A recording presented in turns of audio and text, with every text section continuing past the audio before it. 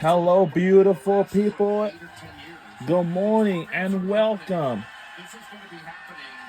to College Game Day live from the Tuscaloosa, Alabama.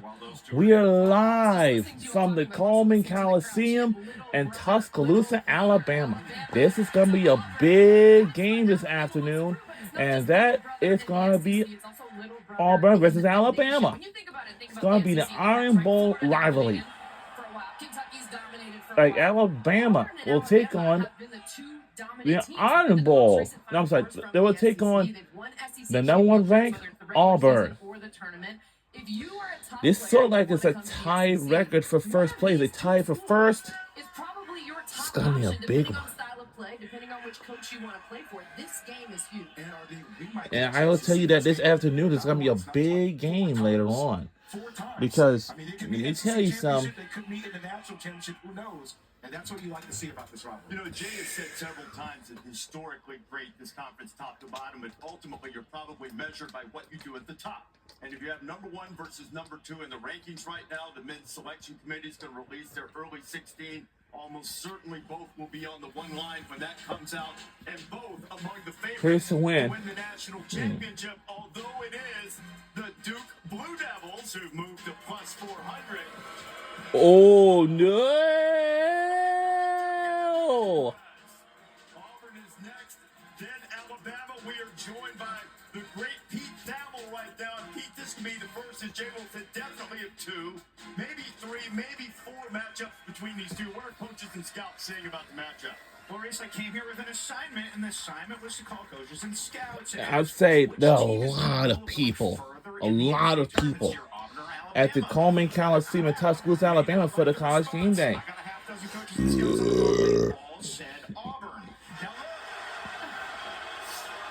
little bit of zits on the Mona Lisa, guys. Alabama has the capable of being a Final Four team, one scout told me. But the reasons why they think Auburn can go further in the NCAA tournament are simple.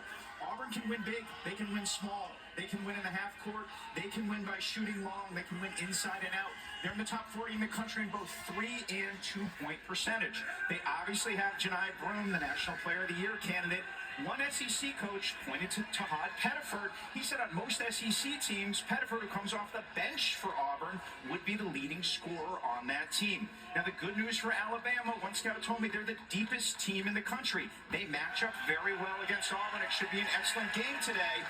One thing from watching practice yesterday, Reese, Nate Oates used the word turnover about 25 times in the hour I was in practice. Alabama ranks number 207 in the country in turnover percentage. If they're going to go far, they need to cut down on the turnovers. That and clutch free throws, too. Pete, I'm sorry. I always hang on your every word because you're the authority, but I missed that first part.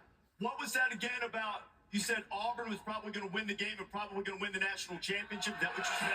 Oh, no! That's exactly what I said, Reese. That's exactly what I said. This happened during football when I said Texas had more talent here 2 years ago. Similar response. So they're used to me being the Grim Reaper here. And you were proven right on that occasion, as I recall, too. All right, Pete, later on we'll have some updates on injuries, including some in this game, #1 versus #2 later on. This is not the only game. It's not the only matchup of ranked opponents in the SEC. It was one thing to watch in the Egg Bowl of basketball. Well, the one thing to watch for in Egg Bowl of basketball is I wonder if Ole Miss can score with the best team in the country because they're averaging 78.1 points per game, and Mississippi State at times struggles. Ole Miss is horrific, and when you think about the way they play, it all starts with Sean Padilla. He's a guy, last game they played 3 of 12 from the field, but he's got to be prolific offensively, keep him going. Houston, Arizona. Anytime you play against Arizona, you got Houston, you got to be able to rebound and compete offensively.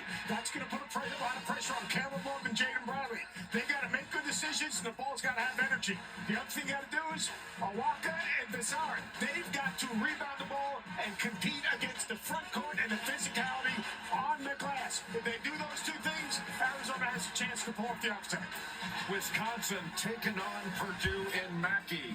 And the one thing to watch for is Braden Smith of Purdue, the best pick-and-roll guard in America. He's number 1 in the country in assist rate. He averages just under 9 assists per game, over 2 steals.